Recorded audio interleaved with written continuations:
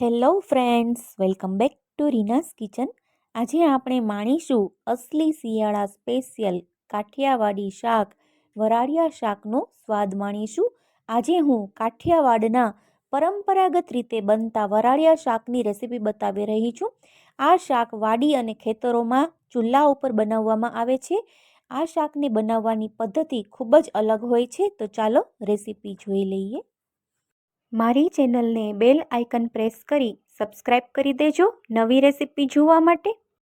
વરાળિયું શાક બનાવવા માટે 5 નાની સાઇઝના બટેટા, રીંગણા, ડુંગળી, પછી નાની નાની સાઇઝના આખા ભીંડા, આખા લાલ મરચાં, લીલા મરચાં, સરગવો અને મકાઈ લીધી છે.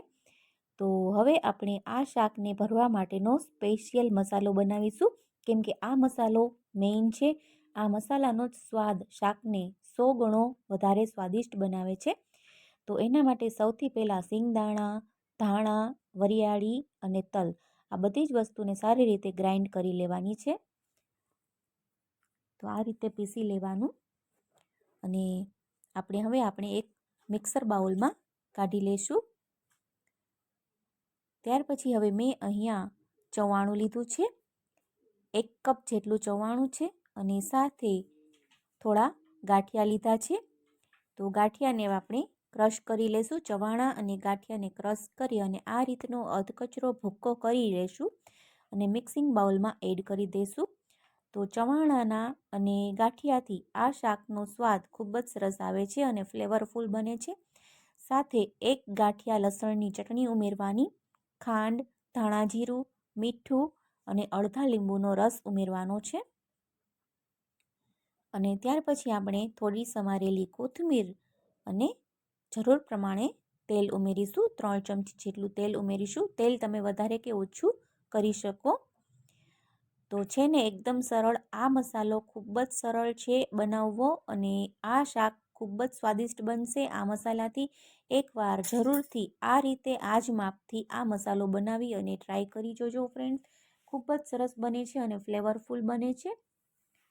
તો મસાલાને મિક્સ કરી અને ચાખી લેવાનું અને કંઈ ઘટતું કરતું હોય તો એ ઉમેરવાનું. હવે અહીંયા 1 ચમચી ધાણા જીરું, 1 ચમચી લાલ મરચું પાવડર અને 1 ચમચી હિંગ ઉમેરી દીધી છે. હિંગની ફ્લેવર પણ ખૂબ જ સરસ આવે છે. તો હવે મસાલો બનીને તૈયાર છે. તો હવે આપણે રીંગણા, બટેટા, ડુંગળી, ભીંડો અને મરચાં આ શાકભાજીમાં આપણે મસાલો એકદમ સરસથી દબાવી અને ભરી દેવાનો છે. અને લસણમાં મસાલો નથી ભરવાનો. લસણના ગાંઠિયા આખા જ બાફવાના છે અને મકાઈને પણ આ રીતે કટકા કરી અને આખી જ બાફવા મૂકશું. તો આ રીતે બધા જ શાકમાં મસાલો ભરવામાં આવે છે અને આ મસાલા ભરેલા શાકને બાફવામાં આવે છે. પાણીની વરાળથી જ આ શાક બાફવામાં આવે છે, એટલે જ આને વરાળિયું શાક કહેવામાં આવે છે.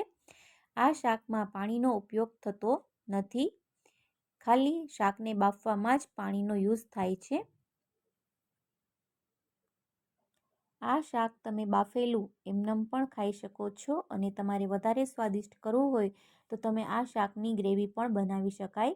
આજે આપણે આ શાક ગ્રેવીથી સરસ બનાવશું. શાકની ગ્રેવી પણ સરસ બનાવીશું. તો તમે આ વિડીયોને છેલ્લે સુધી જોજો.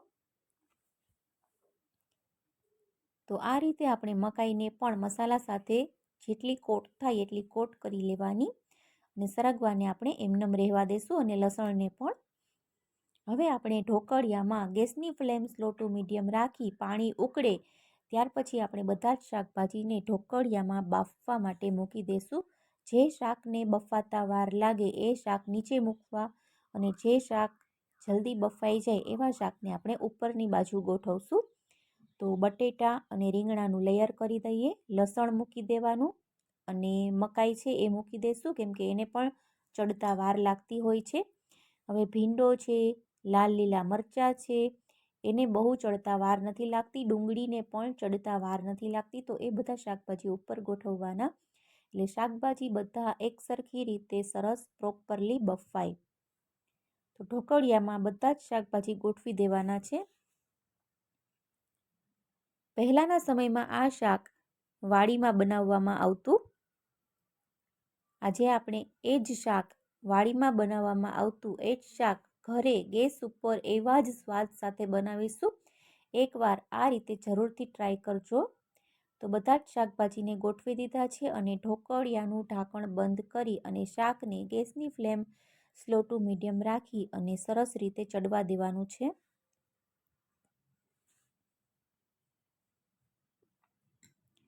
અને હવે આપણે શાકની ગ્રેવી બનાવશું. તો ગ્રેવી બનાવવા માટે 3 સમારેલી ડુંગળીનો આ રીતે પ્યોરી બનાવી લેવાની છે.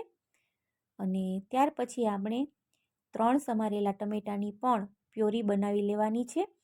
અને ત્યાર પછી લસણ, લીલી મરચી, આદુ અને લીલી હળદર, આ બધી જ વસ્તુને મિક્સરમાં પીસી અને હળદરની પ્યોરી બનાવી લેશું. આ શાકમાં લીલી હળદર યુઝ કરવાથી ખૂબ જ સરસ ગ્રેવીમાં કલર આવશે. તો ટમેટા, ડુંગળી અને હળદરને આ રીતે ગ્રેવી કરી લેશું, પીસી લેશું. તો ગ્રેવી માટે એકદમ 3 પ્યોરી બિલકુલ તૈયાર છે. હવે કડાઈમાં 5 થી 6 ચમચી જેટલું તેલ, આખું જીરું, હિંગ અને હવે આપણે લીલું લસણ ઉમેરશું. લીલા લસણથી ખૂબ જ સરસ એકદમ વિલેજ ટેસ્ટ આવે છે, એકદમ રીચ ટેસ્ટ આવશે. તો લીલું લસણ 1 મિનિટ સુધી સતળાય ત્યાર પછી ડુંગળીની પ્યોરી ઉમેરશું અને ડુંગળીની પ્યોરીને પણ 1 મિનિટ માટે સોતે થવા દેશું. અને 1 મિનિટ પછી આપણે ટમેટાની પ્યોરી છે એ ઉમેરશું.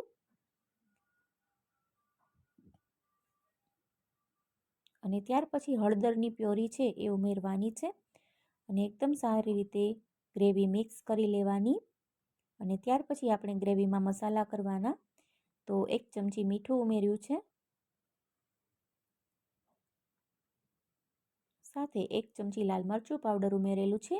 લીલી હળદર ઉમેરેલી હતી એટલે આપણે સૂકી હળદર પાવડરનો યુઝ નથી કરતા. તો હવે આપણે ઢાંકણ ઢાંકી અને 5 મિનિટ માટે ગ્રેવીને કૂક થવા દેશું. 5 મિનિટ પછી તેલ છૂટું પડી ગયું છે ફરતી સાઈડથી. તો હવે આપણે આ સમયે આપણે શાક ભરવાનો મસાલો તૈયાર કર્યો હતો એ 3 ચમચા ભરી અને મસાલો છે એ ગ્રેવીમાં ઉમેરવાનો. અને ત્યાર પછી આપણે ફરી ઢાંકણ બંધ કરી અને 2 મિનિટ માટે ગ્રેવીને કૂક થવા દેશું. એટલે ગ્રેવી છે એ આવી ઘાટી થઈ જશે અને તેલ છૂટું પડી જાય છે.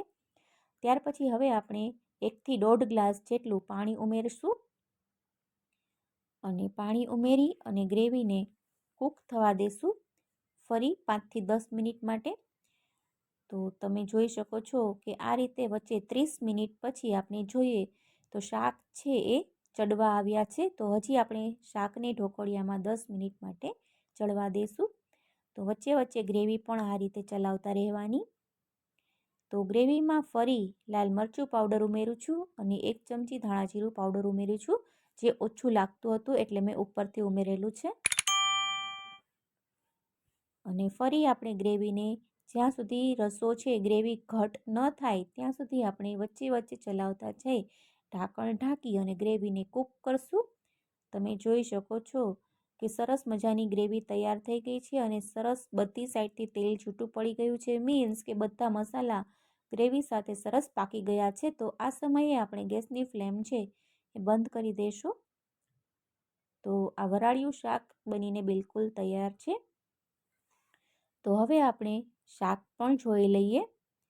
તો વરાળિયા શાકને ચડતા ટોટલ 40 મિનિટ જેવો સમય લાગેલો છે અને ગ્રેવીને બનતા 15 થી 20 મિનિટ જેવો સમય લાગે છે. તો શાક છે આ રીતે સરસ બફાઈ ગયું છે. તો આ શાકને તમે આ રીતે એમનેમ પણ ખાઈ શકો છો. ટૂથપીકની મદદથી ચેક કરીએ તો એ આસાનીથી ઇન્સર્ટ થઈ જાય છે. મીન્સ કે શાક સરસ બફાઈ ગયું છે. તો આ શાકને બાફેલું શાક એમનેમ પણ ખાઈ શકાય છે અને આ શાકને આપણે ગ્રેવી સાથે પણ ખાઈ શકાય છે. પણ આજે મેં આ શાક ગ્રેવી સાથે જ બનાવ્યું છે. તો આ રીતે એક પ્લેટમાં બધા જ શાક છે એ સર્વ કરી લેવાના અને તમારે તમારા ટેસ્ટ મુજબ ગ્રેવી છે એ શાકમાં ઉમેરી અને એડજસ્ટ કરી લેવાની છે. આ શાકને પૂરી, પરોઠા, રોટલી, રોટલા, ભાત કે ખીચડી સાથે સર્વ કરવામાં આવે છે. ખૂબ જ સરસ લાગે છે. અહીં તમે મસાલામાં ચેવડાની જગ્યાએ તમે શેકેલા બેસનનો પણ યુઝ કરી શકો છો. તો બન્યું છે ને એકદમ સરસ, જોતાં જ ખાવાનું મન થઈ જાય એવું સરસ વરાળિયું શાક. આ શાકની સ્મેલ ખૂબ જ સરસ આવી રહી છે. તો હવે આપણે બધા જ શાક પ્લેટમાં લઈ લઈશું અને ઉપરથી આપણે ગ્રેવીને આપણે રેડશું. જેટલી જોઈએ એ પ્રમાણે ગ્રેવી ઉમેરવાની છે. તો તીખી ગ્રેવીવાળું વરાળિયું શાક. આ વરાળિયું કાઠિયાવાડી શાક છે, જે ગામડા અને વાડી વિસ્તારમાં શિયાળામાં ખૂબ જ બનાવવામાં આવતું હોય છે. આ શાક ખાવામાં જેટલું સ્વાદિષ્ટ છે એટલું જ હેલ્ધી પણ છે, કેમ કે આ શાકમાં તમે અલગ અલગ પ્રકારના શાક નાખીને તૈયાર કરવામાં આવે છે, એટલે ખૂબ જ વિટામિન અને પ્રોટીનવાળું ખૂબ જ સરસ શાક બને છે. તો ફ્રેન્ડ્સ, આજની આ રેસીપી કેવી લાગી? આજની રેસીપી સારી લાગી હોય તો મારી યુટ્યુબ ચેનલ રીનાસ કિચનને બેલ આઇકન પ્રેસ કરી અને સબસ્ક્રાઈબ કરી દેજો. ફેસબુકમાં જોતા હોય તો પેજને ફોલો કરી દેજો. Thank you for watching. Bye bye.